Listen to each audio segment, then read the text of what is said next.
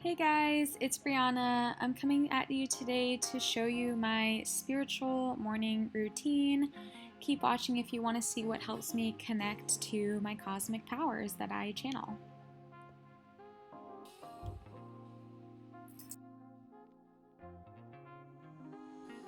Beginning in the morning, I really like to start working some of my senses. So my favorite sense to first work with is taste. Now, it depends on the day. Sometimes I would really like some loose tea. Other days I just need to rehydrate with water. It really depends on yourself, and I really encourage you to listen to what your body needs in the moment as you first wake up. The reason why I like to wake up my senses in the morning is because when I go into my spiritual practice, they really help me to heighten or enhance my clairsenses.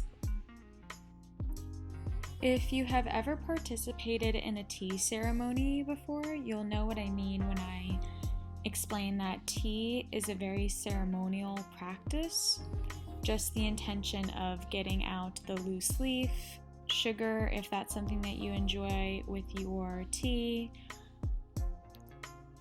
Even as you begin to stir your tea and prepare to drink your tea, start bringing in any thoughts that have come after your night's sleep.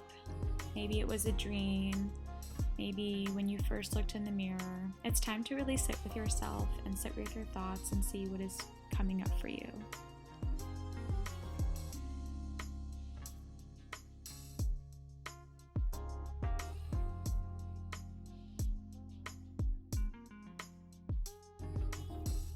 If it's not a natural energy booster, some days I just really need clean, fresh water to run through my system. I see it as an energetic cleanse, moving the chi through my body. Now I'm going to begin to channel. So what you're going to see me do is called a line activation. This was developed and created by one of my favorite Akashic teachers. Her name is Ashley Wood. She has a website and podcast called Align Within, where I have learned a lot of my spiritual channeling tools. Line activations are a really simple tool for beginners that I would recommend. They just allow you to tap into your energetic line to receive a message that is simple for you to understand and need for the day. The next sense I'm going to start to tap into is smell. I like to do this by starting off with a candle. I feel like lighting a candle is a really good symbolic initiation of making this time really meant for me.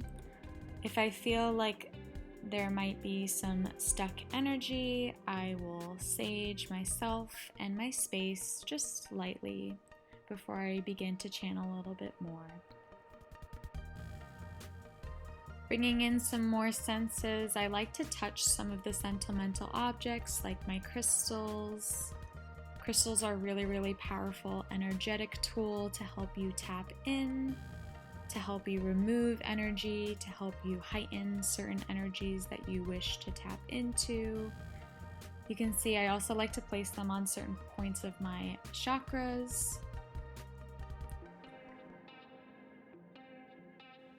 If you're like me and you react very well to music, sometimes I like to put on 432 Universal Hertz music, mantra, chorus music, or shamanistic flute music. I really love that type of music as well. One of the longest morning practices I've always kept true to myself is journaling. Journaling has allowed me to express my thoughts in a physical way. They help me to really put together ideas, to jot down notes or themes I'm trying to focus on, to review some dreams that I've had that I might need to ask my guides for questions on. It is so beautiful and purposeful, and I really like that I can keep these books forever in case I ever want to go back and look at where I've come from along my spiritual journey. So I'm actually a practicing tarot card reader and Akashic record reader. So something I like to do for myself every day, because I'm always reading for other people, is to pull a card that is personal to me. I have a few decks that I like to feel and see which one works best for me in that time. As I shuffle, I'm really intentional with the type of theme that I'm asking my guides for, whether it's help with money, career, love, anything that will really help me to align with the energies I'm wishing to connect with. And normally, because I do this practice every day, I just like to pull one card. Unless it's a bigger question that I might have, then a few cards would be more beneficial. Some days I do tarot, some days I do oracle. It really depends what works and what you feel is right in that moment. Sometimes when I pick a card, it really goes with the theme of what I was journaling about before, so I like to make a few notes about what I think this card has added to those thoughts and maybe help me create some better intentions. I like to end my practice as I began, so I blow out my candle, drink some water, and really sit with what I've done for the day. Because I worked so much with my mind and connecting spiritually, I then like to move that energy to my body. So I'll either go right into a workout that I had planned, or if it's a rest day, just to move my body. Circular motions normally feel best for me.